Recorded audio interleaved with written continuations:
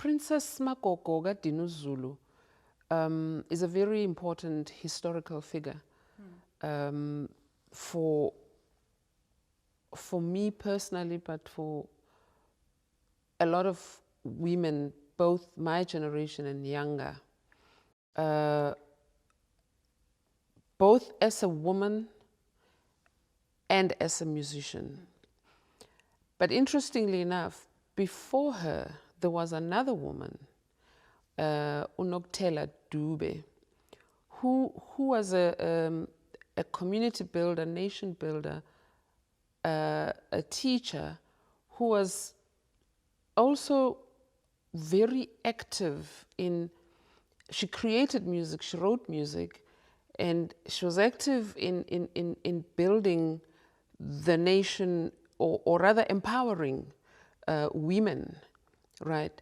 And the interesting thing is that the music becomes an extension of themselves, but it is not the reason they live. I make a living through music. They lived their lives through music.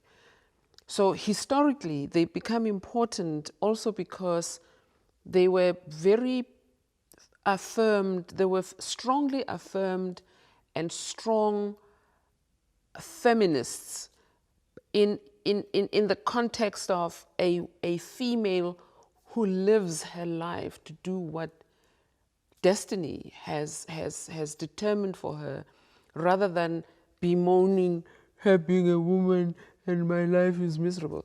They were not that at all. They didn't go out and burn their bras, for instance. They did what needed to be done because families needed to be taken care of, children needed to be raised, communities needed to be uplifted. And they did this because it was important work to do. Princess Magogo, now the music of Nokutela Dube, who happened to be the first wife of the first president of the African National Congress, as a matter of fact, her music is annotated, right? There's a booklet of her work. Sharif Keita, who is a professor of anthropology in Connecticut, I think, has her material at his fingertips like that. Princess Magogo kaDinuzulu, on the other hand, had her work recorded by Rycroft, right? David Rycroft.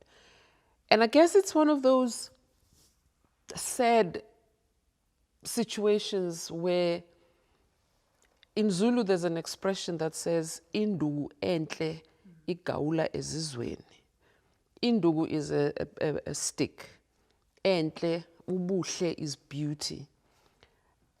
It is an implement, so indugu in this instance is the idiom refers to an implement that is used by those from far off, by strangers, by visitors, and not much appreciated within its own space. A prophet is not recognized in his own town. And this was long before South Africa even thought it was possible to celebrate democracy. Years, way before all of that. Princess Magogo's work was embraced in that way. There are, if I'm not making a mistake, there are at least 3 CD recordings of hers where she just took her makoyana and ugubhu lwakhe and started playing and singing, and David put this material down. And thank you to that, years later, we were able to hear it and reference it and use it in our work.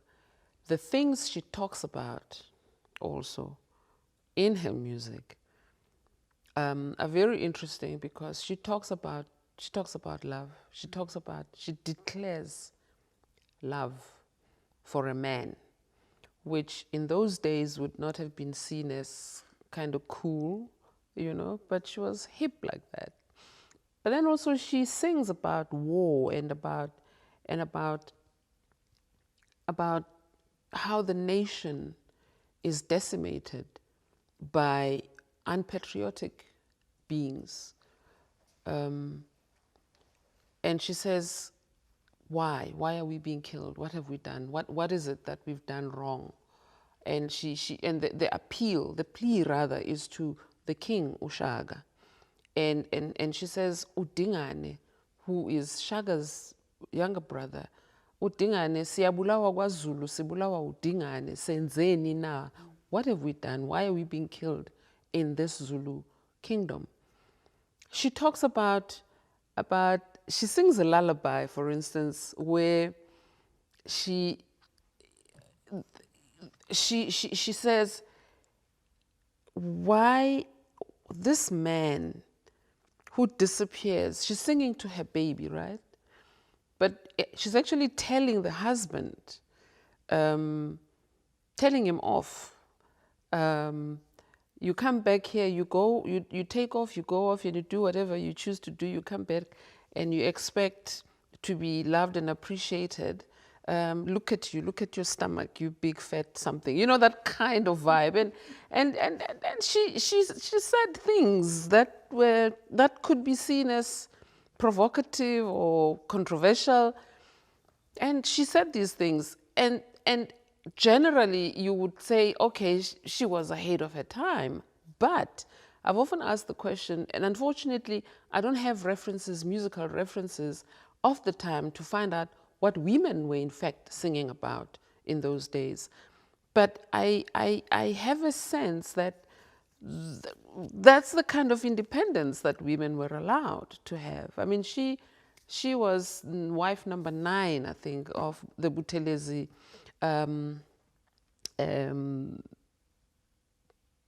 coterie of wives, right? And also, if you consider that her marriage to Buthelezi was not really because she and the chief of that particular village were in love. No, it was a land settlement deal. It was a land settlement deal. So her patriotism comes through in that way, because her brother, in trying to find a solution to the land dispute, offers her as a wife to the chief, the Buthelezi chief. She is madly in love with somebody else from the Zwide clan. And she ends up marrying this man because it will help avoid war.